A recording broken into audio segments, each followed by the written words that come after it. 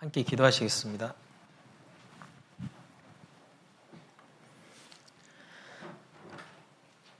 은혜와 사랑이 무궁하신 아버지 하나님, 죄 가운데 처해서 하나님의 심판과 진노를 당할 수밖에 없었던 우리를 사랑하셔서 그리스도의 보혈을 통하여 모든 죄 다 사하시고 하나님의 자녀로 불러주심에 감사드립니다.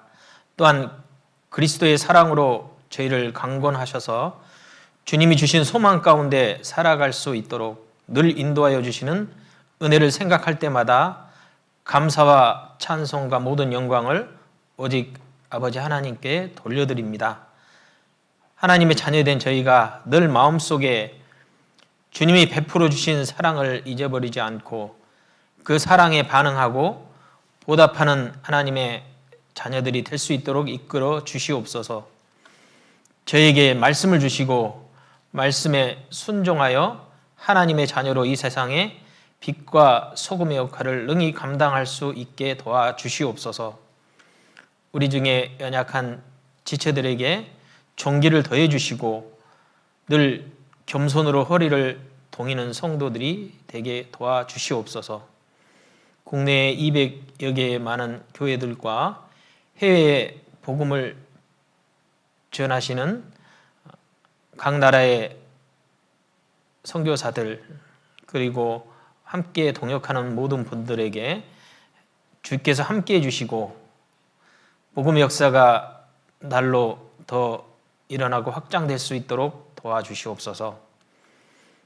준비된 말씀 오직 주의 도우심을 의지해 하고자 하오니 주께서 도와주시옵소서. 우리를 영원히 사랑하시는 우리 구주 예수 그리스도 이름으로 기도드렸습니다. 아멘.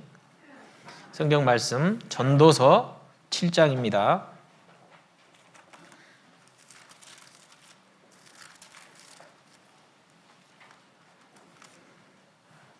구약성경 954쪽 전도서 7장 8절로 10절까지 말씀입니다.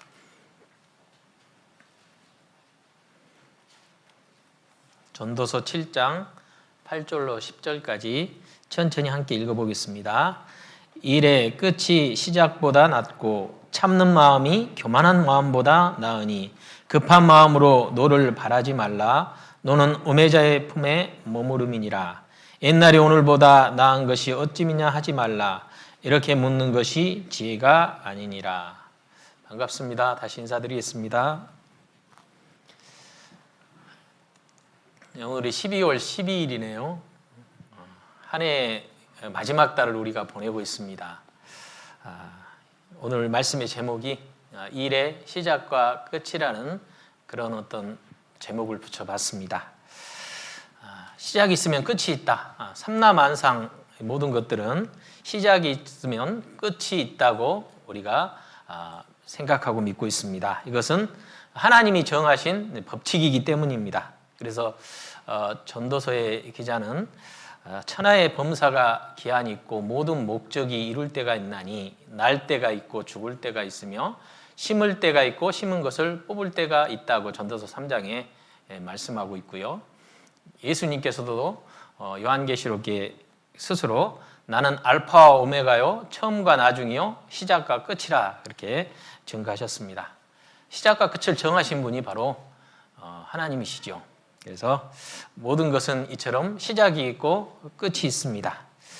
이 세상에 결코 영원한 것은 없지 않습니까? 과거에 많은 나라들이 흥망성쇠를 거듭했고요. 그런 역사를 지니고 있지만 아직까지 계속 유지되는 그런 나라는 없지 않습니까?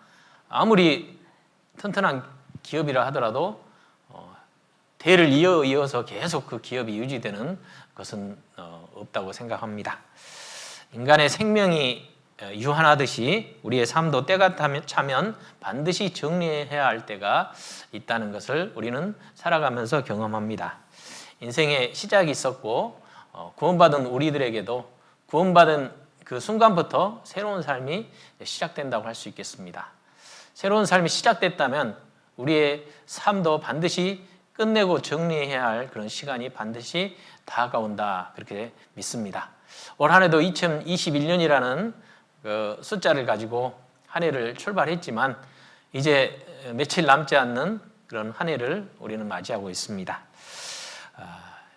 신앙의 삶도 시작이 있고 끝이 있다 하는 것입니다.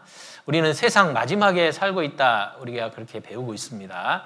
예수 그리스도의 재림이 정말 초입기에 들어가는 그런 느낌이 되는 그런 시기에 우리가 살고 있는데, 주님을 살아생전에 맞이할 수 있는 가장 가능성이 높은 시대에 우리가 살고 있다고 할 수 있겠습니다. 이제 주님이 얼마 안 있으면 이 땅에 재림하실 텐데 그 전에 내가 먼저 내 삶을 마감하고 주님 앞에 갈 수도 있지 않겠습니까?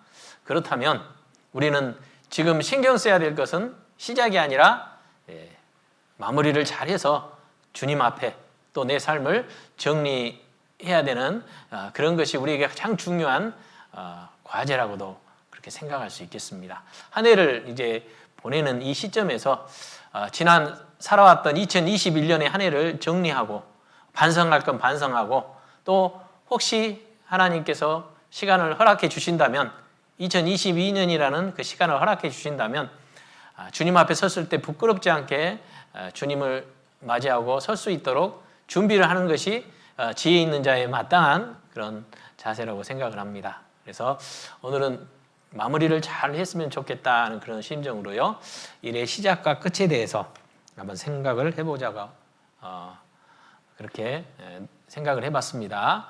자, 시작보다 끝이 좋아야 되겠죠. 시작보다 끝이 좋으려면은 어떤 마음가짐으로 우리가 살아야 될지, 이것이 오늘 드리려고 하는 말씀의 요지라고 할 수 있겠습니다. 자, 시작보다 더 나은 끝을 이루기 위해서는 시작도 잘해야 될 거라고 생각합니다. 시작이 반이라는 그런 말이 있죠. 시작이 반이라. 시도하지 않고 시작도 하지 않고 뭔가를 기대할 수는 없다는 거죠. 천리끌도 한 걸음부터라는 그런 어떤 속담이 있지 않습니까? 무슨 일이든지 시작하는 시점이 반드시 있어야 또 어떤 목적지에 도착하는 그런 어떤 성취감도 맛볼 수 있다는 그런 뜻입니다. 시작하지 않는 것보다 시작하는 것이 100배 낫겠죠? 중간에 넘어지고 실수하더라도 다시 일어서고 결국은 목표하는 목표점에 도달하는 것이 너무 중요할 겁니다. 그래서 목표에 도달하고 성취하는 것, 우리 신앙생활에 어떤 주님 앞에 영광을 돌리고 또 주님의 뜻 가운데 살아가는 그런 삶이 우리의 최종 목적지 결말이라면 시작하는 것도 중요하겠죠. 시작도 안 했는데 그런 것을 기대할 수는 없지 않습니까? 이스라엘 민족의 그 새해의 첫 달은 바로 유월절이라는 가장 중요한 절기를 통해서 시작됐다, 그래서 성경에서 말씀하고 있습니다. 여러분, 유월절이 어떤 절기인지 잘 아시죠? 이스라엘 백성이 400년 동안 애굽에 종살이하면서 신음하고 있을 때 하나님께서 그 신음의 고통 소리를 들으시고 또 그들에게 약속하신 약속을 기억하시고 구원자 모세를 보내주셔서 10가지 재앙을 애굽에 내린 이후에 마지막 10번째 재앙이 모든 애굽의 첫째 아들, 첫 새끼 죽이는 그런 재앙이었잖아요. 그날 이스라엘 백성들은 양을 잡아서 그들이 있는 집의 문의 좌우 설주와 임방에 바르고 죽음의 사자가 이제 찾아왔을 때 피를 보고 넘어가도록 하나님이 약속하신 대로 그들 피 바른 그 집 안에는 한 사람도 죽지 않았습니다. 자, 그것을 통해서 그 다음 날 바로 이스라엘 백성들은 행장을 꾸린 대로 애굽을 나오게 되었죠. 이걸 아주 중요한 절기로 하나님께서 말씀하시고 새해 첫 달 시작이 되도록 그렇게 하라고 말씀해 주셨습니다. 이것은 우리에게 영적으로 중요한 의미를 갖게 해주죠. 잠깐 전도서 7장은 표시해 보고요. 출애굽기 12장을 찾아보겠습니다.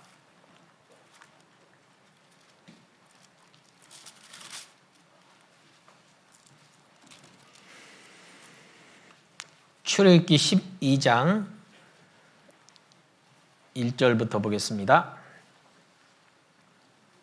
여호와께서 애굽 땅에서 모세와 아론에게 일러 가라사대 이달로 너희에게 달의 시작 곧 해 첫 달이 되게 하고 너희는 이스라엘 회중에게 고하여 이르라. 이달 열흘에 너희 미인이 어린 양을 취할지니 각 가족대로 그 식구를 위하여 어린 양을 취하되 그 어린 양에 대하여 식구가 너무 적으면 그 집의 이웃과 함께 인수를 따라서 하나를 취하며 각 사람의 식량을 따라서 너희 어린 양을 계산할 것이며 너희 어린 양은 흠없고 일련된 수컷으로 하되 양이나 염소 중에서 취하고 이달 14일까지 간직하였다가 해질 때 이스라엘 회중이 그 양을 잡고 그 피로 그 양을 먹을 집 문 좌우 솔주와 임방에 바르고 11절입니다.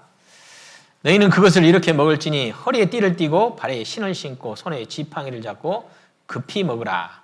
이것이 여호와의 유월절이니라. 13절 내가 애굽 땅을 칠 때 그 피가 너희의 거하는 집에 있어서 너희를 위하여 표적이 될지라.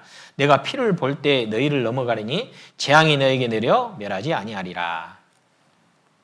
이스라엘 백성들이 어린 양의 피를 통하여 죽임을 면하고 그리고 그 고통스러웠던 애굽의 속박에서 풀려났던 그 날이 바로 유월절입니다. 자, 이것은 애굽의 종되었던 이스라엘 백성들의 그 나라 육신적인 해방을 물론 1차적으로 말하는 것일 뿐만 아니라 먼 훗날 예수 그리스도께서 어린 양 같은 예수 그리스도께서 피를 흘림으로써 그 사실을 믿는 모든 사람들의 죄를 사하실 것을 영적으로 미리 약속해 주신 그런 사건이라고 할 수 있겠습니다.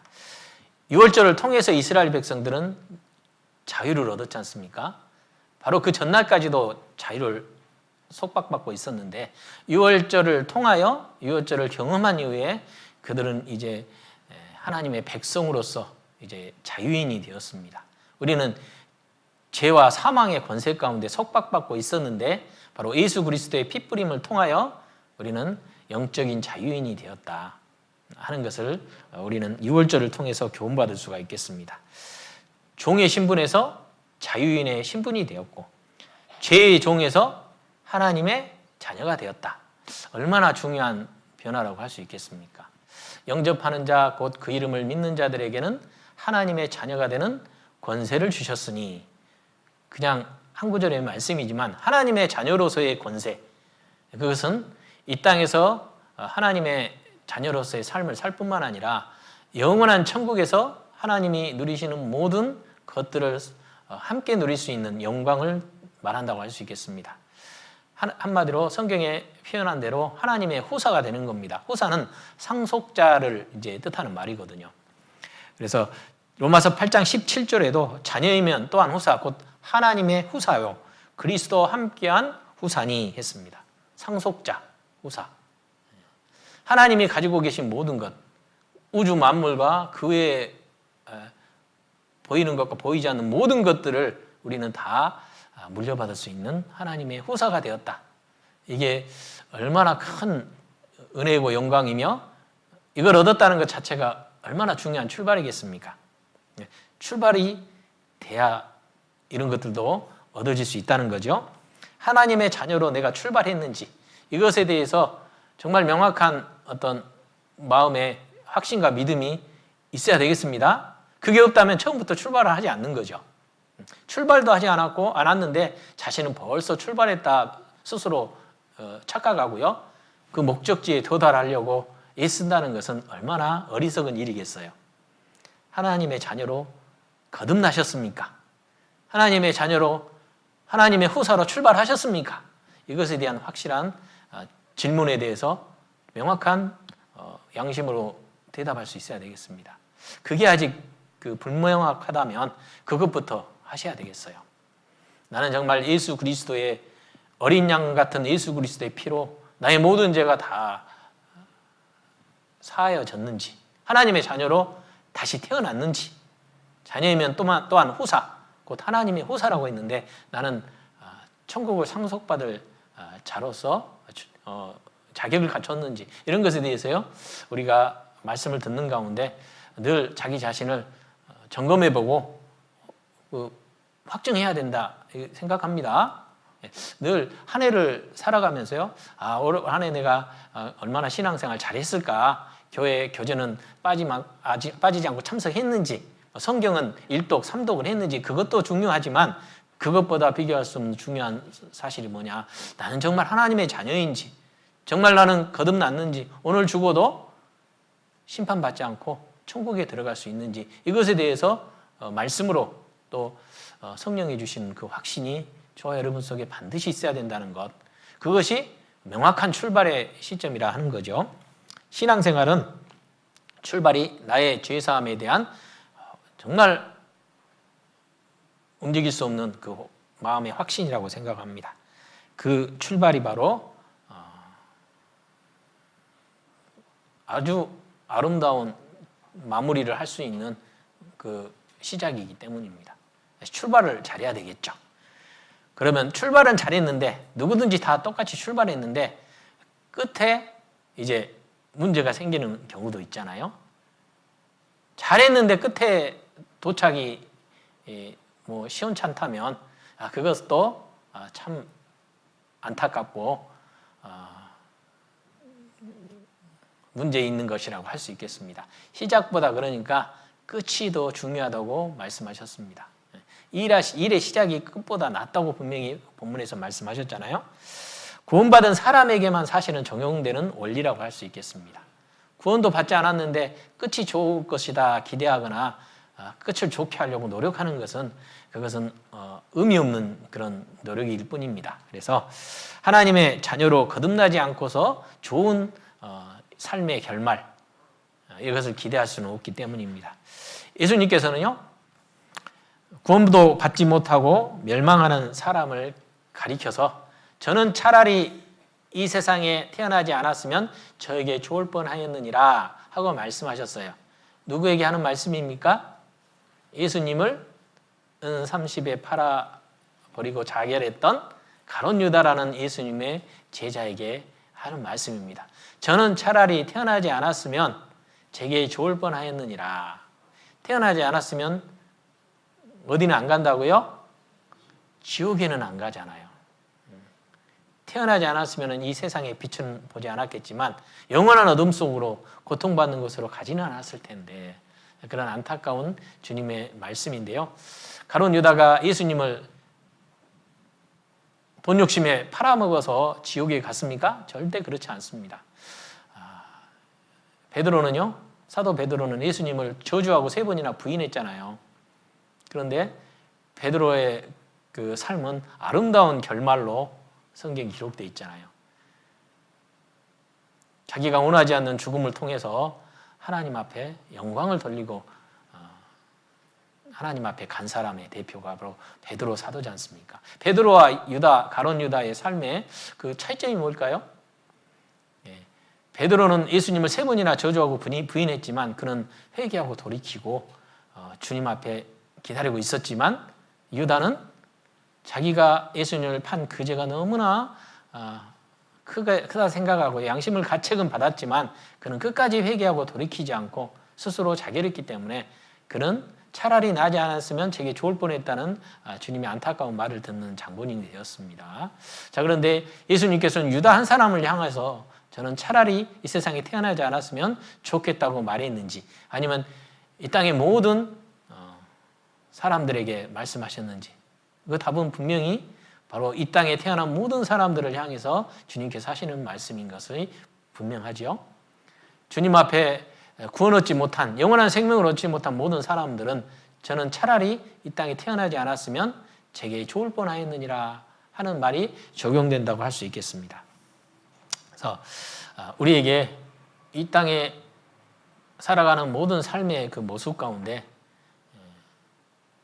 이 땅에 태어난 사람 중에 제명을 다 누리지 못하고 죽는 사람도 많이 있고요. 또 악한 일을 하면서도 끝까지 호의호식하다가 생을 마감하는 사람들도 있잖아요. 자, 이 땅에 눈에 보이는 그 결말만 가지고 우리가 이 사람은 뭐 잘 살았다, 이 사람은 젊은 날에 죽었으니까 이 사람은 참 비참한 삶이다, 뭐 이렇게 우리가 판단할 수는 없습니다. 자, 그런데 우리에게 이 땅에 일어나는 모든 일들은 지금 눈뜨고 숨쉬고 살아가는 모든 세상 사람들에게 주시는 하나님의 중요한 실물 교훈이라고 할 수 있겠습니다. 세월호 사건 때 많은 어린 아이들이 이 땅에서 우리 그 눈에 보이는 앞에서 차가운 시신으로 발견됐잖아요. 어떤 사람들은 저 15살 먹은 젊은 아이들이 무슨 죄가 많아서 저 아이들이 한꺼번에 저 차가운 바닷속에서 죽어야만 하느냐, 그렇게 이야기하면서 아니 나쁜 짓을 밥 먹듯이 하고 사람들 괴롭히는 사람들이 천지에 널렸는데 그런 사람들이 죽어야 되는데 왜 저런 아이들이 죽어야 되느냐, 정의롭지 않다, 공의롭지 않다, 하나님이 살아계시면 왜 이런 일을 방관하시느냐, 그렇게 이야기합니다. 그런데 사실은요, 세월호 사건 하나만 딱 놓고 보는데 지금 이 순간에도 1초에 수십 명의 정확한 수치는 모르겠지만 많은 어린 아이들이 굶어 죽고 있잖아요. 우리가 그 내용을 다 알고 있지 않습니까? 전쟁이 일어나서 무고한 그런 사람들이요, 얼마나 많이 희생되고 있습니까? 지금 이 순간에도. 그런 것들은 또 어떻게 설명할 거예요? 그러니까 이 모든 사회 현상들이나 사건들을 우리의 시각으로 판단해서는 안 된다는 거죠. 그 모든 것들은요, 우리가 하나님 앞에 어떤 삶을 살아야 될지에 대한, 그리고 이 땅에서의 삶이 너무나 불완전하고 죄 가운데 살아가는 삶이 결국은 하나님의 심판 가운데 있다는 사실을 우리는 그런 걸 통해서 이제 깨달을 수밖에 없거든요. 자, 누가복음 13장입니다.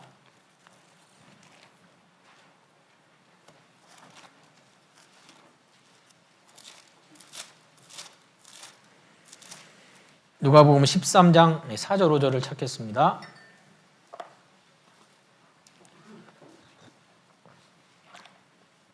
또 실로암에서 망대가 무너져 치어 죽은 18사람이 예루살렘에 거한 모든 사람보다 죄가 더 있는 줄 아느냐? 너에게 이르노니 아니라 너희도 만일 회개치 아니하면 다 이와 같이 망하리라. 예수님 시대에 망대가 무너졌는데 오늘날로 따진다면 빌딩이 무너졌다 할지 아파트가 무너졌습니다. 자, 그런데 18사람의 거기에 깔려 죽었어요. 비참한 그 종말을 맞았습니다. 끝이 좋지 않았어요. 그죠? 그 사람들이 평안한 죽음을 맞이한 것이 아니라 비참한 정말 끔찍한 죽음, 그 개인에게는 끔찍한 결말이 주어졌잖아요. 근데 예수님 말씀에 그들이 예루살렘에 거한 모든 사람보다 죄가 더 많아가지고 그들의 그 종말이 그렇게 비참했는 줄 아느냐? 예수님이 말씀하시기를 아니라, 그렇지 않다. 너희도 만일 회개치 아니하면 다 이와 같이 망하리라. 회개의 중요성에 대해서 예수님께서 강조하셨습니다. 이 사건을 예로 들면서. 자, 우리 주위에 일어나는 모든 비참한 종말, 인생의 종말을 우리는 매일매일 순간순간 경험하면서 우리에게도 주님께서는 동일하게 답해 주실 겁니다. 아니라 너희도 만일 회개치 아니하면 그 종말이 이와 같이 비참할 것이다. 죽음이 비참할 뿐만 아니라 그 최종적인 결말은 영원한 심판이잖아요. 회개하는 것이 얼마나 중요하다. 회개하고 구원 얻는 것이 새로운 출발이에요. 그 새로운 출발을 통해서 아름다운 결말도 보장되어 있는 겁니다. 그래서 일생에 한 번 있는 그 회개를 통해서 죄 사함을 얻는 것이 결말이 끝이 좋은 그런 길을 갈 자격이 주어진다는 사실입니다. 그 사람이 살아가는 삶이 새로운 피조물로서의 삶, 그 삶은요, 구원받기 전의 삶과 완전히 틀릴 수밖에 없어요. 출발이 다르거든요. 그런즉 누구든지 그리스도 안에 있으면 새로운 피조물이라. 이전 것은 지나갔으니 보라 새 것이 되었도다. 새로운 출발이 됐다는 사실입니다. 여러분, 새로운 출발하셨습니까? 회개하지 않으면 너희도 이와 같이 망하리라. 회개를 통해서 일생에 단 한 번뿐인 죄에 대한 회개를 통해서요, 구속함을 얻지 않으면 여러분에게는 좋은 결말이 있으리라고 기대하지 마시라는 겁니다. 그래서 내 영혼이 새롭게 거듭나지 아니하면 새 나라에 갈 수 없습니다. 새롭게 거듭난 자만이 새 나라, 영원한 천국이죠. 천국에 들어갑니다. 그래서 구원받은 우리들이 정말 아름다운 끝을 이룰 수 있는 그런 사람들이라는 거 잊지 맙시다. 한마디로 시작보다 끝이 좋은 사람이 되어야 되겠습니다. 우리가 동일하게 거듭나서 하나님의 자녀로 출발했다면 이제 우리에게 주어진 이제 명제는 뭐죠? 끝을 잘 마무리하는 겁니다. 끝을. 올 한 해도 끝을 잘 마무리해야 되겠죠? 끝을 잘 마무리하지 않으면 이게 이제 2022년 한 해도 기대할 수 없어요. 사실 한마디로. 이 땅에서 2021년이라는 12개월의 삶을 지금 살고 있는데요. 살았던 삶에 대해서 내가 되돌아보고 반성하고 또 새로 계획하고 이게 되지 않으면요. 2022년도 올해보다 별 다르지 않는 그런 삶을 살 수밖에 없습니다. 그러니까 끝을 잘 마무리하는 것이 얼마나 중요하겠습니까? 말씀을 듣는 가운데 끝을 잘 마무리하시기를 바랍니다. 자, 이 2021년으로 세상이 끝나는 것이 아니라 또 2022년에 한 해가 또 주어질 텐데 우리에게는 세상 사람들이 살아가는 그런 삶이 아니라 하나님의 자녀로서 천국을 상속받을 후사로서의 삶이 또 시간 속에 이어지는데 우리가 정말 그 끝을 바라보고요. 우리에게는 반드시 주님의 재림이 있고 내 삶에 종착역이 있다는 것을 늘 기억하고 그걸 대비해서 내 삶을 정리정돈하고 그리고 가다듬는다는 것은 아주 정말 하나님의 자녀로서의 정말 중요한 삶의 자세라고 할 수 있겠습니다.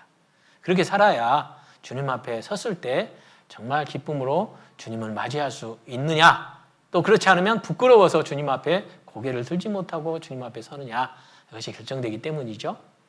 지금 좀 힘들고 지금 좀 고달퍼도요, 잘 주님 뜻 가운데 잘 가다듬고 살아가서 주님 앞에 기쁘게 서는 것이 좋겠죠? 지금 조금 그냥 자유스럽게 살다가 구원은 받았다 하지만 세상에서 조금 들어가서 휘젓고 살다가 주님 앞에 섰을 때 부끄럽게 쓸 수밖에 없는데요. 그렇게 사는 것을 한번 생각해 보고요. 조금 힘들더라도 하나님의 자녀로서 말씀에 부합한 그런 삶을 살았으면 좋겠습니다. 시작보다 끝이 좋은 사람이 되자. 세상을 살다 보면 처음 만남, 첫 인상이라고 하죠. 첫 인상. 제 첫 인상은 어떤지 모르겠습니다. 첫 인상은 좋지만 나중에 사귀어보고 지나보면 아주 좀 첫 인상과 영 딴판인 사람도 많잖아요. 그죠? 사기꾼들은 첫 인상은 제일 좋습니다. 말도 잘하죠. 얼마나 훤칠하고 준수하게 생겼는지요. 그런데 나중에 보니까 사기치고 다니는 사람이고 그걸 알면 어떻게 됩니까? 야, 사람 겉으로 봐서는 안 된다. 그렇게 또 한 번 느끼잖아요. 반대로 첫인상은 아주 안 좋았어요. 그런 사람도 있잖아요. 특히 남자분들 중에서는 무슨 옛날 소도둑놈 같이 생겼던 그런 표현도 쓰는데 완전히 어디 뒷골목에 그런 어떤 불량배 같이 생겼는데요. 말도 좀 그렇게 해요. 외모도 그러니까 사람들이 첫인상이 그러니까요. 저 사람 좀 가까이 못하겠다 이렇게 생각하는데 자꾸 이야기 나누고 사귀어보고 거래하다 보면은요, 야, 저 사람 진짜 진국이다 그런 사람들도 있잖아요. 사람은 외모밖에 볼 수 없기 때문입니다. 그런데 처음 인상이 좋았다가 나중에 크게 실망하고 상처 입는 것보다는요, 처음에 별로 인상이 안 좋았지만 나중에 정말 진국이다 평가되고 그 사람하고 정말 끈끈한 관계를 유지하는 것이 더 좋다는 거 우리가 너무나 잘 알잖아요. 시작보다 끝이 좋은 사람이 돼야 되겠습니다. 그런데 사람은 눈에 보이는 것만 보니까요, 그렇게 판단할 수밖에 없는 것이 또 그것도 현실이라고 생각합니다. 열 길 물속은 알아도 한 길의 사람 속은 모른다는 말이 있잖아요. 사람은 외모를 보지만 여호와는 중심을 보시느니라. 사무엘상 16장에 하나님 말씀하셨습니다. 그러니까 우리가 실수하지 않으려면요, 사람 외모 보고 또 나타나는 현상만 보고 판단할 것이 아니라요, 하나님께 늘 기도하는 마음으로 하나님, 이 사람하고 내가 사업가 같으면 거래를 하잖아요. 이 사람 참 말도 잘하고 선한 사람 같은데 하나님, 이 사람과 이렇게 관계를 맺는데 내가 손해보거나 실수하지 않도록 해주십시오 하고 하나님께 의지하는 그런 마음으로 조심스럽게 두드려보는 것도 필요할 거라고 생각합니다. 그냥 눈에 보이는 것만 가지고 다른 사람이 이야기하는 것만 가지고요, 이렇게 좋다 나쁘다 내가 판단하고 결정하는 것이 큰 실수가 될 수도 있으니까요. 사람은 외모를 본다. 그러나 하나님은 중심을 본다. 쉽게 말해서 좋은 결말, 좋은 끝이 되려면 내실이 중요하다는 말로도 이야기할 수 있겠습니다. 중심 또는 내실.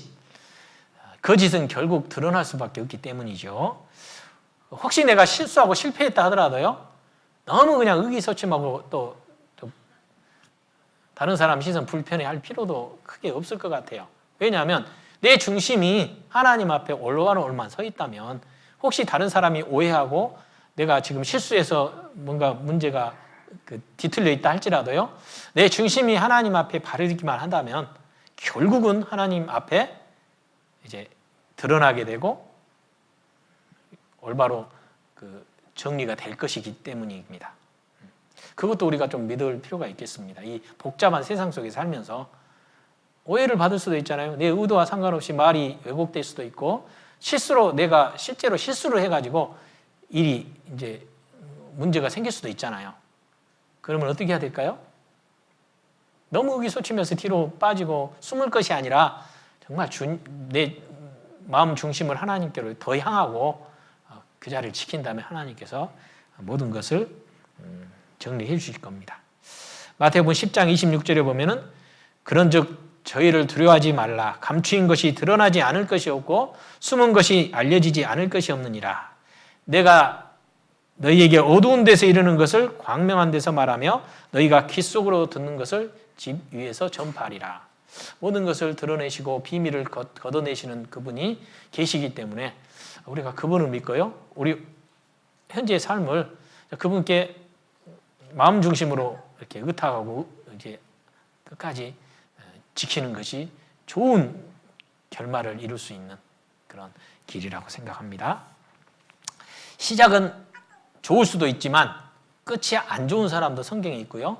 시작은 별로 크게 별 볼 일 없이 두각을 나타내지 않았지만 정말 그 사람의 결말이 하나님 보시기에 정말 합당하고 사람들에게요 귀감이 되는 그런 사람들에도 있습니다. 시작은 좋았지만 끝이 안 좋은 사람, 종말이, 그 사람의 결말이 비참한 사람 대표가 누굴까요? 이스라엘 첫 번째 왕 사울이라는 사람입니다. 그 사람의 외모는 준수했습니다. 이스라엘 사람들, 당시 사람들 중에서, 청년들 중에서 제일 잘생긴 사람 콘테스트를 하면은 베냐민 사람 기스의 아들 사울. 요즘에는 얼굴도 잘생겨야 되지만 키도 커야 되잖아요. 그죠? 최소한 키는 몇 센치 이상.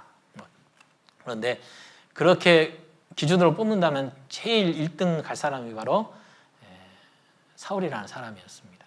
청년 사울. 그런데 이 사람이 얼굴도 준수하고 키도 클 뿐만 아니라 성격도 얼마나 좋은지, 겸손하고 사려 깊은 그런 청년이었어요. 모든 면을 다 갖춘 듯한 그런 사람인데요. 이런 사람이 완벽하게 갖췄으니까 얼마나 정말 시작이 훌륭했습니까? 그러나 그 사람의 끝이 별로 안 좋았어요. 아주 안 좋았습니다. 자, 사무엘상 찾아보겠습니다. 9장.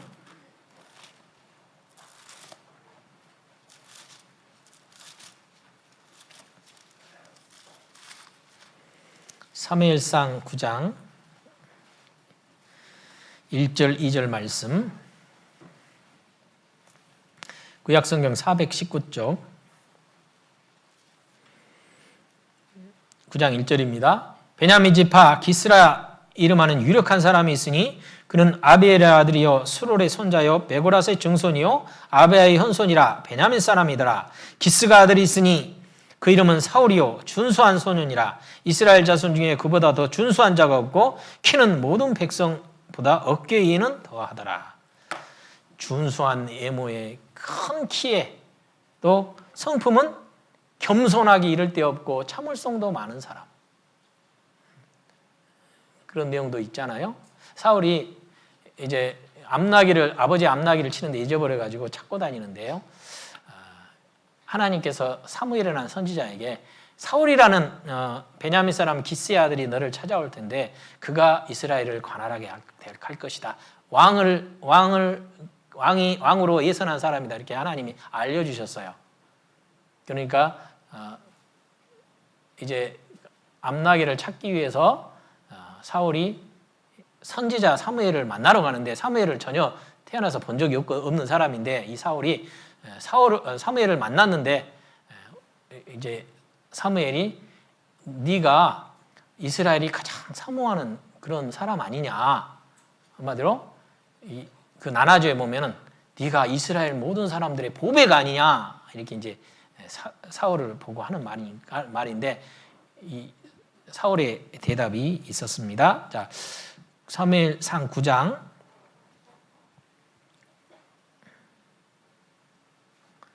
17절입니다. 사무엘이 사울을 볼 때 여호와께서 그에게 이르시되 보라 이는 내가 내게 말한 사람이니 이가 내 백성을 통할하리라 하시니라. 20절입니다. 사흘 전에 이른 내 암나기들을 염려하지 말라. 찾았느니라. 온 이스라엘에 사모하는 자가 누구냐? 너와 내 아비 온 집이 아니냐? 21절입니다. 같이 읽어볼까요? 사울이 대답하여 그러되 나는 이스라엘 지파의 가장 작은 지파 베냐민 사람이 아니오며 나의 가족은 베냐민 지파 모든 가족 중에 가장 미약하지 아니하니까 당신이 어찌하여 내게 이같이 말씀하시나이까? 온 이스라엘에 사모하는 자가 누구냐? 너와 내 아비 온 집이 아니냐? 그 나눠져 보면 이스라엘의 보배가 라고 되어 있잖아요. 보배. 너와 내 집이 이스라엘의 보배다. 이러니까요. 여러분이 만약 조금 그 교만한 사울 같으면 어떻게 생각하겠어요? 키도 크고 얼굴도 준수하고 그런데 정말 이스라엘의 그 지도자인 사무엘이 네가 이스라엘이 한마디로 네가 보배 덩어리다.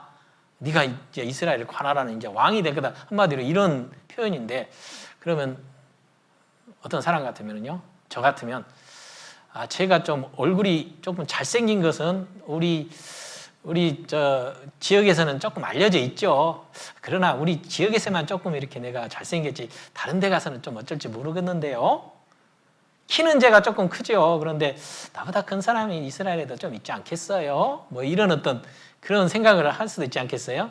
그런데 사울은 나는 이스라엘 집에서 가장 작은 지파 베냐민 사람이 아닙니까? 실제로 베냐민 지파가 사사 시대 때 이제 그 지파가 없어질 뻔했잖아요. 그러니까 다른 지파에 비해서 숫자가 적거든요, 사실이요. 사실을 말하는 거예요.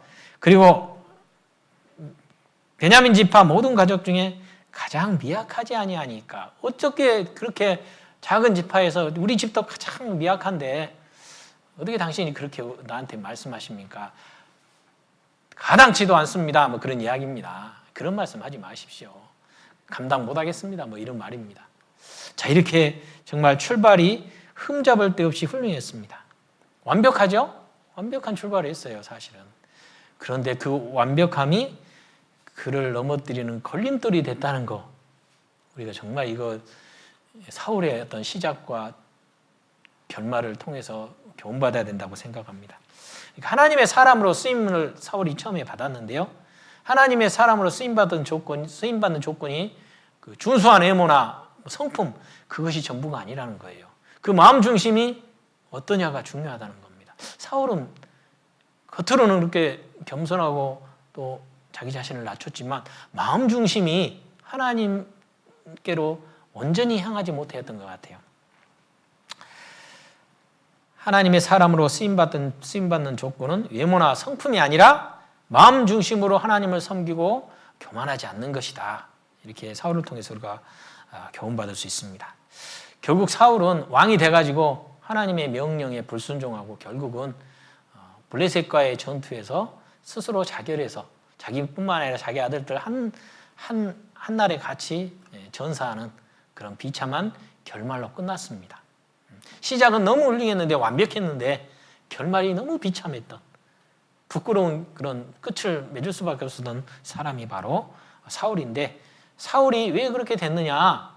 하나님께서 이런 것이 불합격됐기 때문에 부족했기 때문에 사울의 결말이 그렇게 안 좋았다고 말씀하셨는데 하나님께서는 사울이 죽은 것은 하나님께 범죄했기 때문이다 했어요.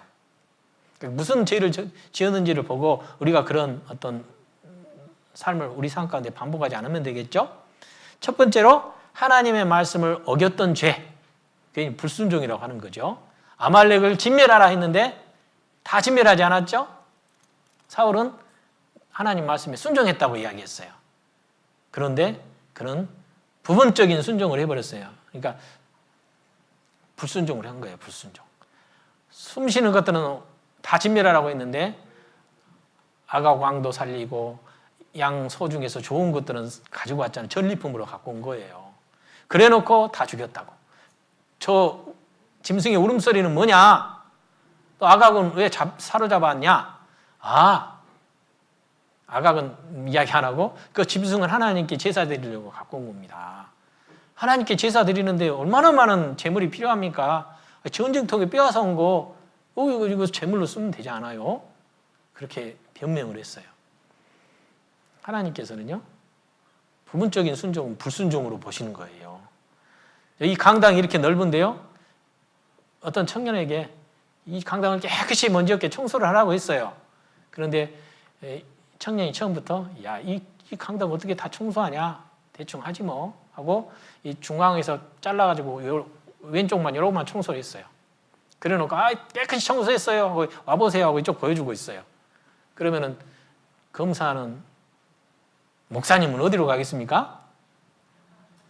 여기는 깨끗한데 이쪽부터 가죠. 이거는 왜 청소 안 했지? 청소하라고 했는데요. 일단 여기 청소하고 나중에 또 필요하면 여기 하면 되지 않겠습니까? 그렇게 자기 나름대로 이제 뭐 변명을 하면 이게 통하겠어요?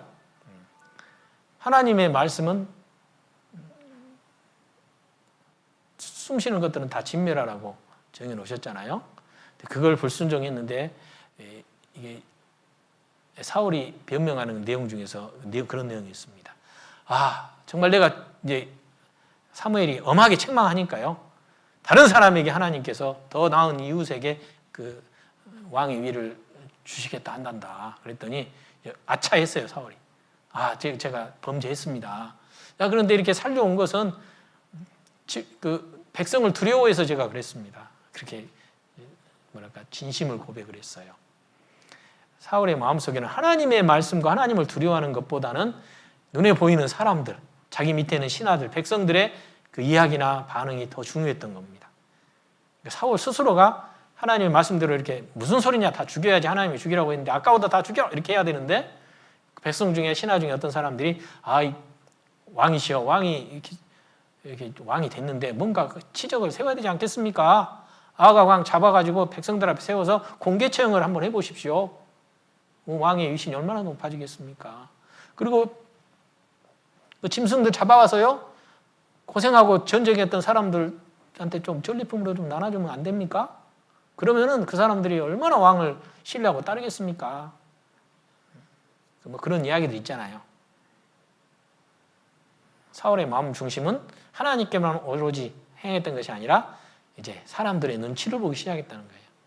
사람들의 평판, 무슨 자기에 대한 어떤 그 이야기 이런 것들에 대해서 그 사람들이 하는 말에 이제 좌지우지 되는 그런 어떤 그 중심이 흐트러지니까요. 결국은 하나님 앞에 불순종하고 하나님이 회개할 기회를 몇 번 주셨는데 끝까지 그 자기의 잘못을 돌이키지 않았습니다. 그리고 끝에 이제 죽음을 앞두고요. 사무엘이 이제 벌써 죽었잖아요. 사무엘이 자기에게 뭐 입 바른 소리를 해도 하나님의 선지자니까 그걸 달갑게 듣고 의지하고 있었는데 그 사무엘이 늙어 죽었습니다. 그러니까 물어볼 사람이 없잖아요. 하나님께 물어도 대답하지도 않고. 그러니까 이제 블레셋 군대가 다시 재침입을 해오니까 이제 물을 사람이 없으니까 사무엘은 없고, 그래서 자기가 집권 초기에 다 쫓아냈던 신접한 무당들 중에서 이제 한 무당을 찾아가가지고 죽은 사무엘 영혼 좀 불러내라. 내가 좀 물어볼 것이 있다. 그렇게 해서 이제 신접한 자에게 물었잖아요. 하나님께서 사무엘을 보내셔가지고 나타나게 하셔서 엄히 책망하면서 내일 너와 네 아들들이 죽게 될 것이라고 말씀하셨습니다. 자, 역대상 10장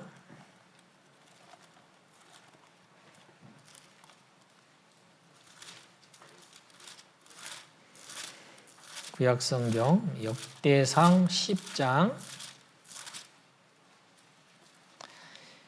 13절 14절 말씀, 626페이지 구약성경 626페이지 정도 위치해 있습니다. 역대상 10장 13절로 14절 말씀.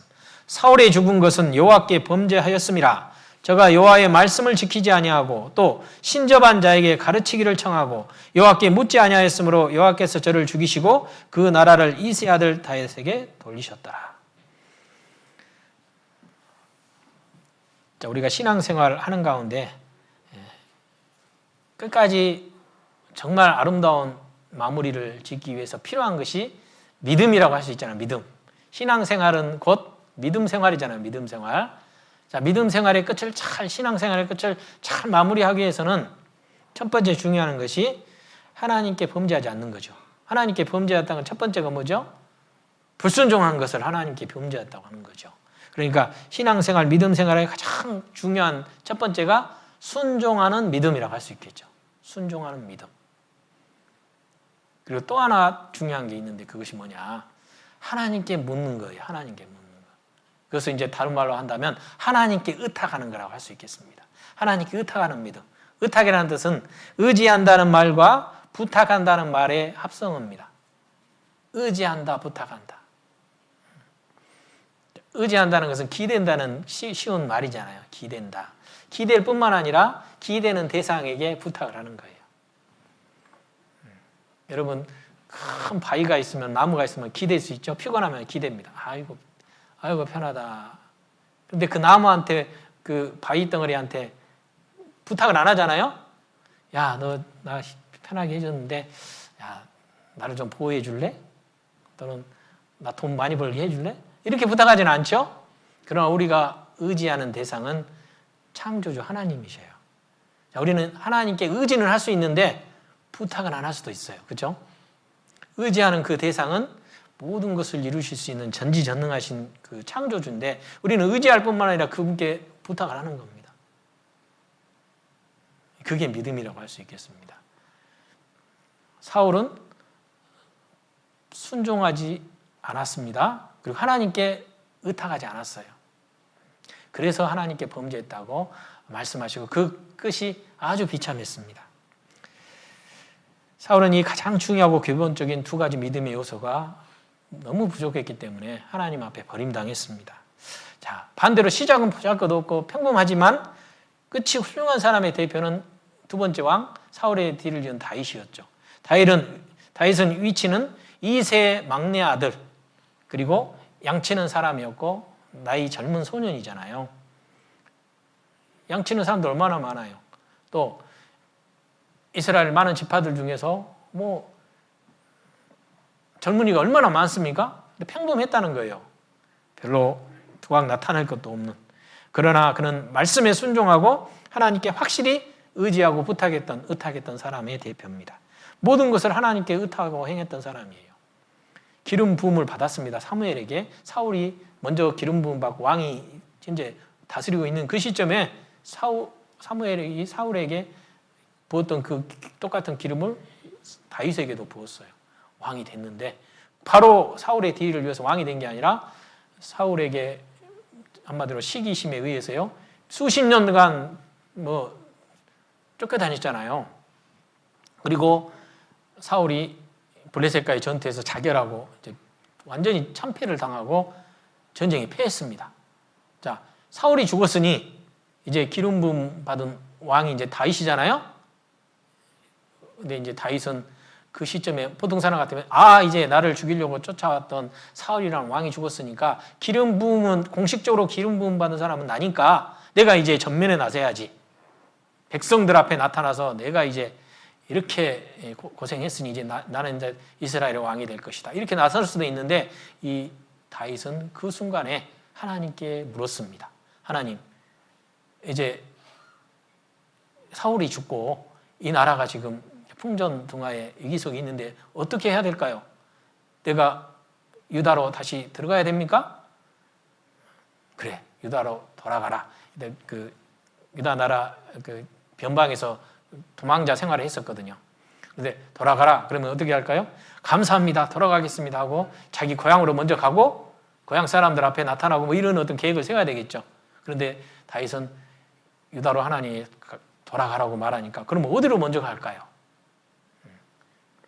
하나님께서는 어디로 가라 이렇게 친절하게 또 알려주셨습니다. 자, 사무엘하 2장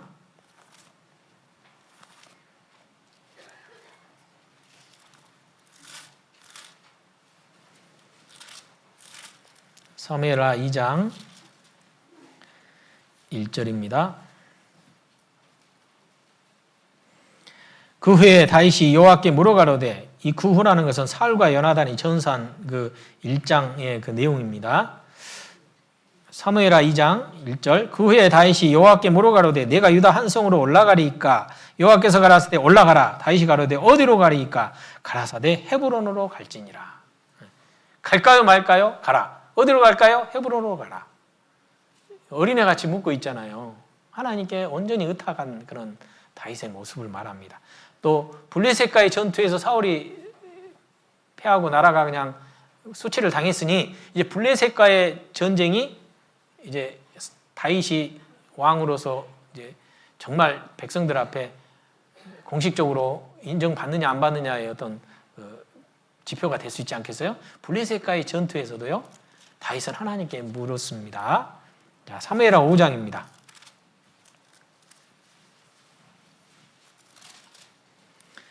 19절.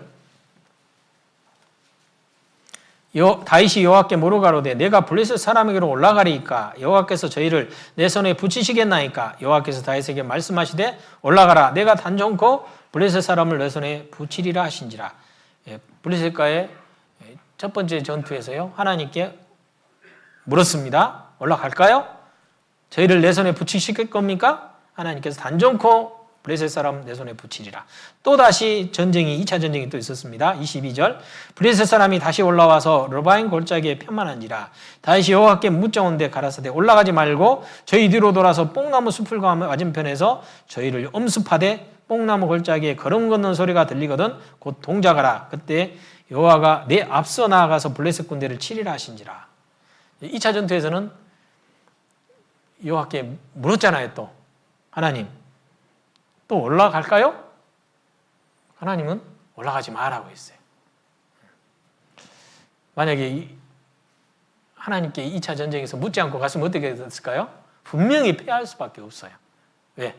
먼저 하나님 말씀이 올라가지 말고 뽕나무 맞은편에서 엄습을 하는데 발자국 소리가 들리면 그때 블레셋 사람을 쳐라. 자, 그래서 왜 이렇게 앞에 내용하고 조금 다른 메시지를 하나님이 다윗에게 주셨냐. 하나님께 모든 면에서 의탁하는 이것이 얼마나 중요한 문제인가 하는 것을 우리에게 알려줍니다. 어렸을 때는 많이 물어보잖아요. 어린아이들이. 해는 누가 만들었어? 달은 누가 만들었어? 어린아이 물어보면은, 그거 하나님이 만들었다. 어떻게 과학적으로 설명도 하잖아요. 그러면 또 어린애는 어떻게 나와? 어린애는 내 선생한테 가서 물어봐, 임마. 내 닮보나 너희 아빠한테 가서 물어봐. 그러면 이제 어린애 그때부터 어떻게 되죠? 이제 말을 안 해버려요. 그죠? 어린애들이 뭐 물어보면은요, 좀 바빠도 좀 성심성의껏 대답을 해주는 것이 필요할 것 같아요. 어린아이는 이렇게 해서 이렇게 생긴단다. 하나님이 이렇게 만들어주시는 거야. 이렇게 설명을 좀 아는 대로 한 달치, 또 좀 공부를 한 달치 그러면은 어린아이가요, 아주 이제 학습 능력이 높아지는데, 귀찮다고 이렇게 무시해버리고요, 막 물리쳐버리면은 이제 조금씩 이제 대화가 단절이 되기 시작하는 겁니다. 하나님께서는 다윗처럼 어린아이처럼 묻기를 하나님이 원하시는 것 같아요. 갈까요 말까요? 어디로 갈까요? 칠까요 말까요? 이런 것들 다윗이 정말 어린아이처럼 하나님께 의탁했듯이 우리도 삶 가운데 다윗처럼 50 먹은 60 먹은 70 먹은 어린아이처럼 그렇게 하나님께 의탁한다면 하나님께서 너무 기뻐하실 거라고 생각합니다. 그러나 어느 순간에 우리는 구원받고 1년, 2년, 5년, 10년 있으면서 하나님께 의지는 하지만 의탁은 하지 않는 어른이 돼버려가지고요. 이제 어른은 어른인데 아무것도 모르는 어른이잖아요, 한마디로. 앞으로 일어날 일이 어떤 것인지도 아무것도 모르는데 다 아는 것처럼 자기의 어떤 경험이나 지식 바탕으로요. 이거는 물어볼 것도 없어. 이거는 뭐 내가 인생 경험이 몇 년인데 이런 거는 이렇게 하면 돼. 그렇게 안 되면 어떡할 거예요?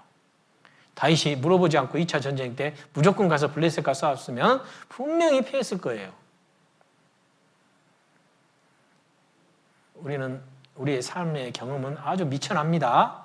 뭐 70년, 80년 경험했다고 하는 것이 그게 얼마나 큰 경험이겠어요. 이 세상이 이렇게 하루가 다르게 변화되고요.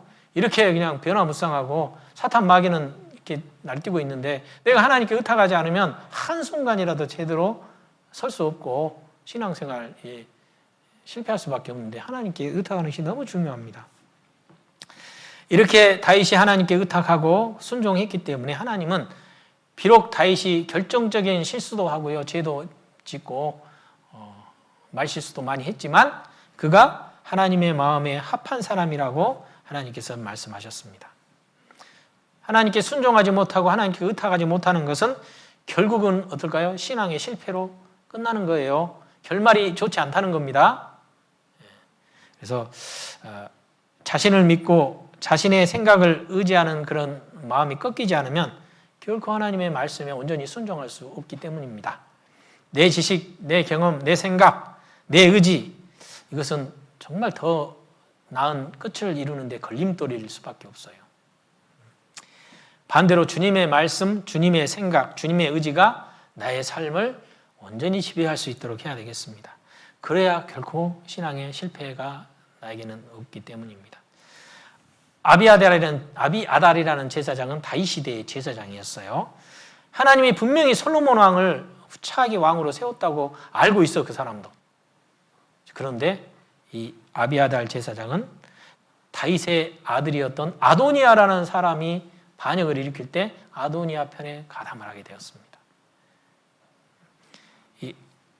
이 아비아달은 어리석은 제사장이 되어버렸는데요.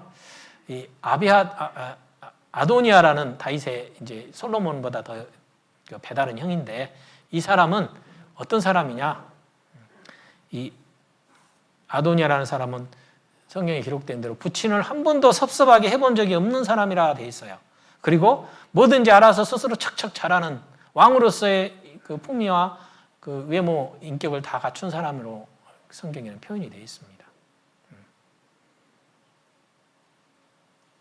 근데 이 아비아달 제사장은요, 사울에게 쫓기고 있을 때 다윗을 끝까지 보호하고 신의를 지키고요. 압살롬이라는 이전에 이제 다윗의 아들이 있는데 그 압살롬이라는 아들이 반역 일으켜가지고 다윗이 한번 그 궁지에 몰린 적이 있었잖아요. 보통 사람이라면은 야, 대세가 기울었으니까 내가 압살롬에게 붙어야지 이렇게 생각하고 처신할 수도 있잖아요. 오늘이 12월 10일이니까 12.12 사태가 난 날이네요. 신군부가 드러나서 그 대세가 완전히 그쪽으로 기울어서 다 군인들이 그쪽으로 다 붙어버렸어요. 그러면 그 고국 군인들은 어떻게 생각해야 돼? 장교들은 여기서 내가 어디에 설 거냐가 내 목이 날아가냐 보존되냐가 결정되잖아요. 그래서 마음은 별로 좋지 않지만 그 반란군에 가담해서 이렇게 자기 그 자리 보존하는 사람도 있지만 어떤 사람은 이런 일이 어떻게 있을 수가 있어? 이것들 그냥 그렇게 하다가 또 이게 정치적인 거니까 없었던 걸로 하겠습니다. 어쨌든 그런 상황이 한마디로 아비아달 제사장이 압살롬이 이게 반란을 일으켰을 때 이거는 택도 없는 일이다. 하나님께서 다윗과 함께 하시는데 하고 끝까지 신을 지켰는데 이 사람이 이제 나이 들어가지고요. 나이 들면 뭐가 있습니까? 경험과 지식이 쌓이잖아요. 또 자기 고집이 또 쌓입니다. 탁 보니까 솔로몬은 어려. 경험도 없어. 그런데 탁 보니까 아도니아라는 사람은 여기 보니까 이게 싹수가 있거든요. 왕으로서 차기 왕은 솔로몬이 아니라 아도니아인 것 같아, 자기 생각에는. 그럼 나는 어떻게 해야 되나? 내 후손들이 출세하려면 솔로몬한테 붙으면 안 될 것 같거든요. 하나님이 솔로몬은 과거에 다윗이 그 세력이 있을 때는 솔로몬 다윗이 솔로몬을 밧세바를 사랑하니까 솔로몬 왕이라고 했는데 아마 하나님 뜻은 아닐 거야. 아도니아가 왕일 거야. 이렇게 생각했던 겁니다. 그래서 한번 찾아보겠습니다. 열왕기상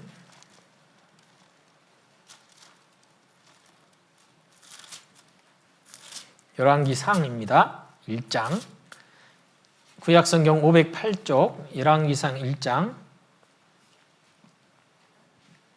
5절 열왕기상 1장 5절입니다. 508쪽 5절입니다. 때 학기세 아들 아도니아가 스스로 높여서 이르기를 내가 왕이 되리라 하고 자기를 위하여 병거와 기병과 전배 50인을 예비하니 저는 압살롬의 다음에 난 자여 채용이 심히 준수한 자라. 그 부친이 내가 어찌하여 그리하였느냐 하는 말로 한 번도 저를 섭섭하게 한 일이 없었더라. 아도니아가 수리아 아들 요압과 제사장 아비아달과 모의하니 저희가 쫓아 도우나 제사장 사독과 요아야 아들 버나야와 선지자 나단과 시므이와 레이와 다윗에게 속한 용사들은 아도니아와 같이 하지 아니하였더라. 당시 제사장 아도니아 아비아달과 그 군대 장관이었던 국방부 장관이었던 요압이라는 사람. 그러니까 이 아도니아가요 가장 강력한 지용군을 얻은 거예요.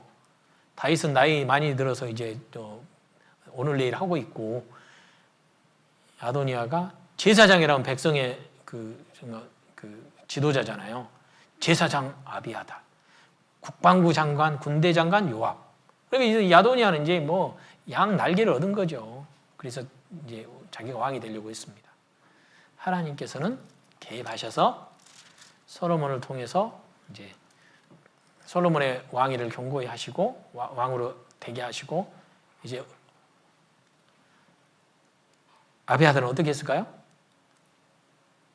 제사장직을 파직했습니다. 파직. 요압은 죽이시고 2장 26절입니다. 열왕기상 2장 26절 왕이 제사장 아비아달에게 이르되 내 고향 아나돗으로 가라. 왕은 이제 솔로몬을 말합니다.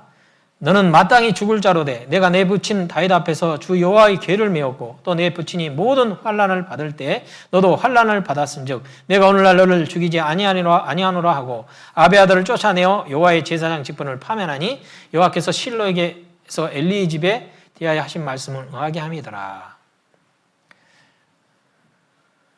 비참한 죽음은 맞지 않았지만 제사장으로서 생전에 파직당한다는 것은 얼마나 큰 수치겠어요. 죽는 것보다 더 수치스러운 일이었을 것 같습니다. 정말 시작과 과정은 좋았습니다.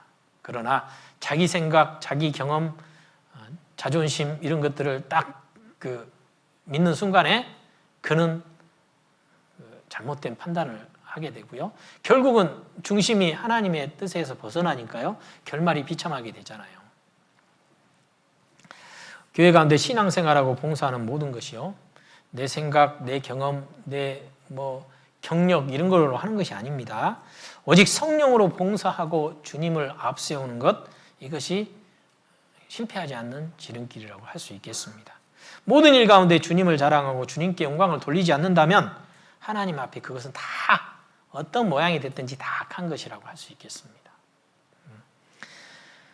하나님의 성령으로 봉사하며 그리스도 예수로 자랑하고 육체를 신뢰하지 아니하는 우리가 곧 할례당이라. 빌립보 3장에 있는 말씀입니다. 여호와여 영광을 우리에게 돌리지 마옵소서. 우리에게 돌리지 마옵소서. 오직 주의 인자하심과 진실하심을 인하여 주의 이름에 돌리소서.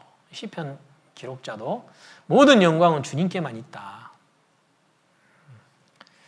구원받고 청년 때요, 교회 어른들로부터 들었던 말 중에 좀 저런 말은 좀 안 했으면 좋겠다는 말이 하나 있어요. 우리 교회 초창기 때 이제 그 교회가 좀 자리 잡지 못하고 있었던 그런 어수선한 때 일입니다. 지금 그런 일이 아니고 당시에 이제 구원받고 청년들이 있었습니다. 저도 이제 그들 중에 있었는데 그 어른들 중에서요, 이제 어떤 분들은 청년들 신앙은 냄비 신앙이야 이렇게 이야기하는 그런 분들이 있었어요. 무슨 뜻인지 이해가 되십니까? 청년들 신앙은 냄비 신앙이에요. 가만히 생각해보니까 이제 이게 지켜 세우는 이게 아니라 좀 이렇게 깎아내리는 그런 이야기 같아요. 어떤 내용이냐면요. 라면을 끓이는데 양은 냄비 있잖아요. 양은 냄비 물 부어가지고 가스불에 올려놓으면은 한 3분 안에 막 끓죠. 막 5분 안에 막 팔팔 끓잖아요. 라면 넣고 탁 하면은 그냥 막 끓어 넘치도록 끓는데 딱 들어서 딱 상에다 놓고 있으면 어떻게 돼요? 언제 끓었냐는 듯이 쫙 가라앉아 버리지 않습니까? 신앙이 그렇대요. 청년들 신앙이. 그래서 그때 당시에 뭐 저런 말씀을 하시느냐. 본인들은 뭐 얼마나 잘하신다고 속으로 막 그런 생각도 있거든요. 섭섭하기도 하고. 가만히 생각하면 청년들은 열심도 있잖아요. 막 끌어올라요. 막 이렇게 막 화산 폭발하는 것 같이 막 열정도 있고 밤새면서 뭔 작업을 하거나 일을 해도요. 다음날에 그냥 쌩쌩하게 또 출근하고 나오고 그러잖아요. 요즘에는 밤새면은 그 다음날 그냥 하루 종일 맥을 못 줍니다. 그런데 청년 때는 그런 체력도 있지 않습니까? 책을 한번 보면은 막 기억이 나는데 어떤 어르신들 이야기 들어보면 책을 페이지 한 장 넘기고 다음에 다시 보면은 처음 보는 것 같아요. 그만큼 이게 뭔가 문제가 생기지 않습니까? 기억력도 감퇴하고. 열심도 있고 건강도 있고 지식도 풍성하고 다 좋은데 청년들 신앙 냄비 신앙이다 하는 것은 두고 봐야 아느니라 그런 뜻 아니겠어요? 자, 그래서 그때는 좀 섭섭했는데 지나놓고 여러 가지 이제 신앙생활 하면서 아이도 낳아보고 뭐 여러 가지 신앙생활 경험하는 가운데 그 말이 맞을 것 같다. 공감과 이해가 되었습니다. 고린도전서 8장 1절에 보면은 지식은 교만하게 하며 사랑은 덕을 세우나니 청년들에게 부족한 것이 바로 그리스도의 사랑이 아니었을까.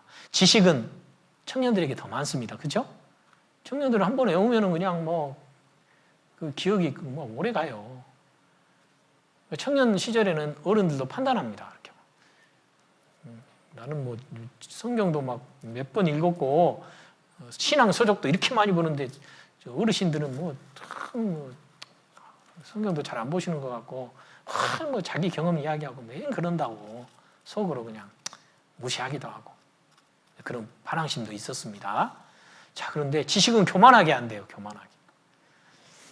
실천되지 않고 경험에 의해서 검증되지 않는 지식은 잘못 사용되면은 그것이 그 지식을 갖고 있는 사람을 교만하게 하고 자기를 넘어지게 하는 사단에게 쓰임받는 도구가 될 수 있다는 것을 우리는 정말 아비아달 제사장을 통해서 사울을 통해서 우리는 기억해야 되겠습니다. 그때 함께 교제했던 청년들 중에서요 거의 많은 분들이 교회와 교제를 떠나고 없어요 지금. 그것이 청년들 신앙은 냄비 신앙이라는 것을 증거하는 것 아니겠어요? 그들이 그렇게 정말 열정적이고 그들이 그렇게 하나님을 사랑하고 살았다고 하는데 결말이 이게 그것이 아니잖아요. 지식도 많고 열정도 있었지만 그것이 그들을 넘어지게 하고 세상으로 빠지게 하는 다른 사람을 판단하고 신앙이 스스로 시험받게 하는 그런 올무가 되었다는 거. 자, 그래서요. 냄비 신앙이 아니라 어떤 신앙이 됐으면 좋을까요? 저 한번 따라해 보세요. 뚝배기가 됩시다. 뚝배기 같은 신앙이 돼야 되겠습니다. 뚝배기 뭔지 아시죠? 설렁탕, 고기 국밥 먹으면은 그 스테인리스 그릇에 갖고 오면은 아무리 맛있는 국밥이라도 별로 맛없어져요. 그러면 어디다 가져와야 되겠어요? 뚝배기. 뚝배기는 끓는 데는 시간이 좀 걸린답니다. 근데 한번 끓으면 어떻게 돼요? 숟가락 놓을 때까지 끓는 그런 뚝배기도 있어요. 좀 뭐가 너무 뜨거워가지고 식혀야 되는데 먹는데 한참 걸리는 그런 국도 있잖아요. 자, 처음에는 조금 이렇게 시간이 걸리는 것 같지만 한마디로 시작보다 끝이 중요하다는 겁니다. 끝이 중요한 사람이 돼야 됩니다. 그래서 우리는 신앙생활하면서 늘 두려운 마음으로 살아야 되겠습니다. 선줄로 생각하는 자는 넘어질까 조심하라고 하셨기 때문이에요. 아비아달은 벌써 섰다고 생각했어요. 내가 판단이 옳다고 생각했어요. 넘어지는 그 비탈길 안에 서 있으면서도 그걸 느끼지 못했던 겁니다. 내가 어디서 출발했는지, 나는 지금 어디에 서 있는지 늘 자기 자신을 돌아보고 하나님 앞에 자기 자신을 낮추는 자세가 끝이 좋은 신앙인으로 남아있는 그 길입니다. 자, 끝이 좋은 사람으로 남기 위해서는 어떻게 될까요? 그러니까 참고 인내해야 되겠죠. 전도서 처음 찾은 말씀 찾겠습니다. 전도서 7장 8절 9절 말씀. 전도서 7장 8절 9절 함께 읽어보겠습니다. 일의 끝이 시작보다 낫고 참는 마음이 교만한 마음보다 나으니 급한 마음으로 노를 바라지 말라. 노는 우매자의 품에 머무름이니라. 일의 끝이 시작보다 낫다. 자, 일의 끝이 나으려면 참는 마음이 필요하다. 참는 마음, 인내하는 마음. 참는 거 인내한다고 하잖아요. 모세는 바로의 공주의 아들로 서 있었지만 하나님이 주신 상급을 바라보고 애굽의 왕자라는 위치와 그 부귀를 다 내팽개쳐 버리고 하나님의 백성과 함께 고난받기를 자처했습니다. 인내했습니다. 그러므로 모세와 같은 선지자가 후에 나올 것을 이야기했던 장본인이 되었잖아요. 이스라엘 사람들이, 유대인들이 제일 존경하는 사람, 모세, 다윗, 그 중에 한 사람이었잖아요. 아브라함은 장차 들어갈 천성을 바라보고 현실 세계에서의 삶을 나그네와 외국인이라고 스스로 생각하고 살았습니다. 장막에 갇혔잖아요. 바울은 장차 주께서 주실 영광의 멸관을 바라보고 복음을 전하는데 가장 소중한 자신의 목숨까지도 헌신짝 버리듯이 버릴 각오를 하고 살았습니다. 주님은 장차 죄에서 구원받을 모든 세상 죄인들을 바라보시고 십자가의 부끄러운 수치와 희롱을 달게 참으셨습니다. 그래서 우리에게 필요한 것은 아름다운 끝을 마무리 짓기 위해서는 이와 같은 사람들을 통해서 인내하는 것이 무엇인가 하는 것을 우리가 배우고 끝까지 인내할 필요가 있겠습니다. 또 한 가지, 끝이 좋으려면은 또 한 가지는 과거에 얽매이지 말아야 되겠죠. 미래지향적이 돼야 되겠습니다. 전도서 7장 10절 같이 읽겠습니다. 옛날이 오늘보다 나은 것이 어찌미냐 하지 말라. 이렇게 묻는 것이 지혜가 아니니라. 옛날이 오늘보다 나은 것이 어찌미냐 하라고 했어요? 하지 말라고 했어요? 하지 마라. 자, 사람들은요, 살아가면서 다 경험이 쌓이니까 자꾸 옛날 이야기를 해요. 옛날 이야기. 옛날에, 왕년에, 과거에. 왕년에 부자 아닌 사람이 누가 있었겠어요? 왕년에 잘생기지 않았던, 왕년에 이쁘지 않는 남자가 어디 있겠어요? 여자가 어디 있었겠어요? 다 왕년에는 다 잘생기셨었죠? 지금은 머리 벗겨졌는데 옛날에는 머리숱이 많았었잖아요. 그죠? 지금은 얼굴에 주름살 좀 있었는데 옛날에는 팽팽했죠? 그냥 맨 얼굴로 나가도 사람들이 이쁘다겠는데 요즘에는 화장 안 하면 나가기가 두렵잖아요.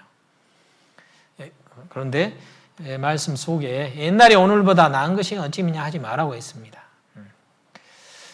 시간은 자꾸 흘러가는데 과거에 얽매여서 살아가다 보면은 좋은 결말을 장담할 수는 없다는 겁니다.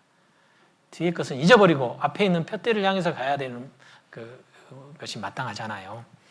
나에게 주어진 시간이 얼마나 남았는지 알 수 없는데 자꾸 과거만 쳐다보고 과거에는 이랬는데 나는 그렇게 살았는데 이것만 붙들고 살아가면 뭔 의미가 있겠어요. 과거의 그 삶은요, 하나님 앞에 되돌릴 수 없고 내가 그 뒤로 가가지고 다시 살 수는 없으니까 보내버리고 2021년도 11월까지 12월 11일까지의 삶은 지나간 과거잖아요. 그것만 바라보고 그냥 어떻게 했다는 거 무슨 뭐 자랑하고 뭐 자기 만족한다고 의미가 없잖아요. 보내버려야 됩니다. 그래서 옛날에 이랬는데 과거에는 열심히 살았는데 이렇게 말하는 것이 지혜가 아니다. 그럼 뭐가 지혜일까요? 앞으로 주님 앞에 내가 어떻게 살아야 되겠느냐 하는 것에 대한 다짐과 말씀의 실천이 100배, 1000배, 만배 더 중요한 것이라 하는 겁니다. 그리고 또 한 가지는요. 아름다운 결말을 이루기 위해서는요. 시작과 비교할 수 없는 영광스러운 끝과 상급이 우리 각자에게 있다는 확실한 믿음이라고 할 수 있겠습니다. 지금껏 신앙생활 하는 가운데 정말 부끄러운 것들이 많이 있었잖아요. 어쩜 투성이었다 스스로 생각한다면 그것 때문에 의기소침하고 나는 안 돼, 나는 그렇게 못 살아 이렇게 하고 그냥 주저앉을 것이 아니라 지금 이 순간부터 새롭게 결심하고 새롭게 주님 앞에 살아가면은 지난 삶의 오점과 실패를 다 보상하고도 남을 수 있다는 사실이에요. 어떤 사람은 나는 나이가 많아서 옛날에 한 40, 50대는 그때는 열심히 살았는데 지금 내 나이가 지금 75인데 내가 뭘 얼마나 더 할 수 있느냐. 사실 생각해보면 모세는 80세 때 부름받았잖아요. 그죠? 여호수아와 함께 가나안 전쟁에 선봉에 섰던 갈렙이라는 사람은 85세에 가나안 전쟁에 선봉에 섰습니다. 내 나이 지금 85세로서 내가 지금 하나님 앞에 아직도 강건하니 이 산지를 내게 주소서 하고 갈렙이 선봉에 서서 유다 지파가 선봉에 서서 전쟁했잖아요. 하나님이 85세의 갈렙을 통해서요 전쟁에 승리하는 그 모습을 보여주셨습니다. 경기하는 선수는 후반전부터 하잖아요. 후반전.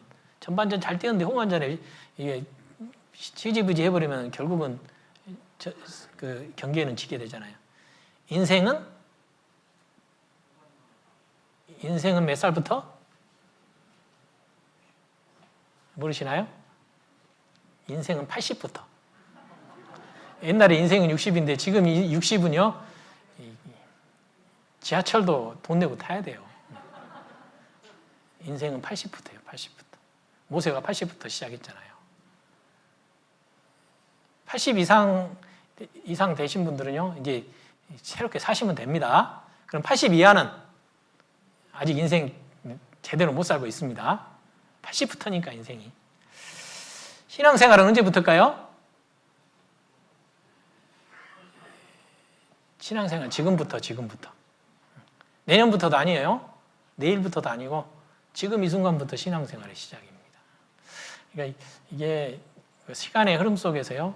살아가는 사람들은 과거의 추억과 미래의 어떤 희망과 계획 다 좋은데 중요한 건 지금 내가 어떻게 마음먹고 어떻게 순종하느냐. 이것이 미래도 결정하잖아요. 그래서 우리가 말씀을 듣는 이유가 회개하고 돌이키는 이유가 뭐죠? 과거를 고치는 것이 아니라 미래를 주님 뜻 가운데 잘 살기 위한 모습이잖아요. 신앙생활은 언제부터? 지금부터. 거기다 금이 붙어 있잖아요. 금 좋아하시잖아. 황금보다 더 좋은 거, 소금보다 더 좋은 것이 지금이에요. 지금이 없으면 금덩어리가 뭔 소용이 있어요. 만내는 소금이 뭐 필요 있겠어요. 지금 내가 정말 가치 있는 삶을 살아야 이 땅에서의 삶이 하나님 앞에 정말 부끄럽지 않게 사는 것 아니겠습니까? 자, 시작할 때 확실한 것 기억하고 끝까지 그것 잡는 것도 영광에 참여하는 자가 된다 약속해 주셨습니다. 우리의 시작이 어떤 사람처럼 거창하지 않을 수가 있어요. 누구처럼 어떤 신앙의 위인들처럼 성경에 기록된 어떤 사람들처럼 우리의 시작이 그렇게 거의 좋지 않는 시작일 수도 있습니다. 조건도 좋지 않고요. 환경도 좋지 않고 준수한 외모도 아니고 키도 작고 배운 것도 없고 그리고 말도 잘 못해요. 모든 것이 다 열악합니다. 그러나 내 나중은 심히 창대하다 하는 말이 적용될 수 있습니다. 욥기 8장 보겠습니다.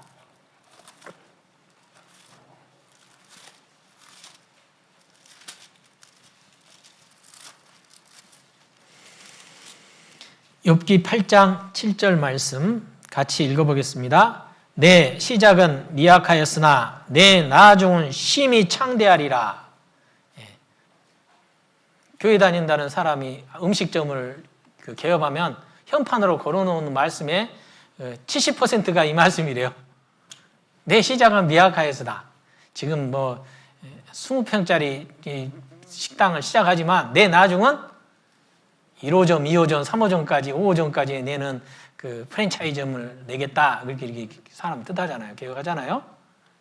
내 시작은 처음부터 그렇게 시작한 것이 아니라 미약했어요. 내 시작은 미약하였으나 내 나중은 심히 창대하리라.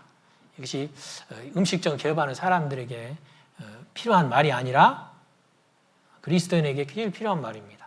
내 시작은 미약합니다. 그러나 내 나중은 심히 창대하리라. 그럼 창대할 수 있는 조건이 있어야 되잖아요. 그 조건이 5절, 6절에 있는 조건이 돼야 창대해지는 겁니다. 자, 5절부터 6절까지 같이 읽어보겠습니다. 내가 만일 하나님을 부지런히 구하며 전능하신 이에게 빌고 또 청결하고 정직하면 정녕 너를 돌아보시고 내 의로운 집으로 형통하게 하실 것이라. 그리고 내 시작은 미약하였으나 내 나중은 심히 창대하다고 약속하셨어요. 뭔 말하는 거죠? 하나님을 찾아라. 가끔씩 생각할 때만 찾는 것이 아니라 부지런히 하나님을 찾고, 그리고 네 생각과 뜻을 의지할 것이 아니라 하나님께 기도하라. 그리고 너의 개인 생활은 청결하고 정직해야 된다. 그 세 가지 조건이 있어야 창대한 결말이 있는 거예요. 하나님을 찾아라. 부지런히. 두 번째는 하나님께 네 생각 의지하지 말고 하나님께 기도해야 된다. 세 번째는 네 개인 생활은 청결하고 어떻게? 정직해라. 이 세 가지. 이것이 하나님께 창대할 수 있는, 결국 아름다운 결말을, 우리 인생의 신앙의 결말을 아름답게 방점을 찍을 수 있는 제일 중요한 요소라는 거 잊지 말았으면 좋겠습니다. 우리 인생에서 궁극적인 끝은 세상에서 모든 우리의 삶의 여정을 마치고 하나님 앞에 가는 것입니다. 그 전에 이 땅에서 여러 번의 시작과 끝을 우리는 반복하기 마련인데요. 과거나 현재에 잘 되는 것보다는 우리에게 주어질 앞으로의 시간, 미래에 정말 아름다운 마무리를 하는 것이 더 중요합니다. 우리는 숨이 붙어있는 한 궁극적인 결말을 볼 수밖에 없는데요. 그 결말을 우리가 정말 아름답게 마무리 지을 것을 생각하고 거기에 맞춰서 현재 우리의 삶을 쓸데없는 것이 있으면 잘라내고요. 가지치기 하듯이 잘라내고 다듬고 깨끗하게 하고 그렇게 해서 진행시켜 나가야 되겠습니다. 믿음은 바로 창대한 끝을 이루는 수단인데요. 첫 번째 믿음은 순종하는 믿음, 또 하나는 하나님께 의지하고 부탁하는 의탁하는 믿음 있다는 거 말씀드렸습니다. 주님은 처음과 나중이요, 시작과 끝이요, 알파와 오메가 되신 분이시기 때문에요, 끝을 우리가 마무리를 잘해야 되겠습니다. 그래서 세상에서는 영원한 것은 없다는 거, 우리가 신앙생활 하는 것도요, 결국은 하나님 앞에 결말을 지어야 된다는 거 우리가 기억하고, 주님 앞에 욥기 아까 몇 장이었죠? 8장에 우리가 찾아본 대로요, 우리의 시작은 미약했지만 나중은 심히 창대할 것이라는 하나님의 약속, 그 약속을 기억하고 그 창대한 마무리를 위해서 현재의 삶을 어떻게 하나님을 찾고 그리고 하나님을 의지하고 우리의 삶을 2022년 주어진 한 해도 깨끗하고 청결하게 하나님 보시기에 구별된 합당한 삶을 살게 될 것인지를 스스로 계획하고 한 가지 한 가지라도 실천해 나가는 그런 어떤 우리 형제자매들이 되었으면 좋겠습니다. 기도하겠습니다. 자비하신 아버지 하나님 감사드립니다. 비록 부족하고 나약하고 힘이 없지만 오직 전능하신 하나님의 능력을 의지하고 앞으로의 신앙을 삶을 살아가기로 우리 각자가 다짐합니다. 하나님 도와주셔서 헛된 세상 욕심과 내 자신을 의지하는 가운데 하나님 앞에 버림받고 실패하는 삶을 마무리했던 사람들의 전철을 밟지 않도록 도와주시고 오직 어린아이처럼 하나님께 의지하고 또 세상의 부귀영화를 헌신짝 버리며 오직 하나님과 하나님의 백성과 함께 고난받기를 자처했던 그런 사람들처럼 살아갈 수 있도록 도와주시옵소서. 우리의 남은 삶 오직 하나님의 능력의 손길에 붙잡혀 살아갈 수 있도록 인도해 주시옵소서. 우리를 사랑하는 예수 그리스도의 이름으로 기도드렸습니다. 아멘.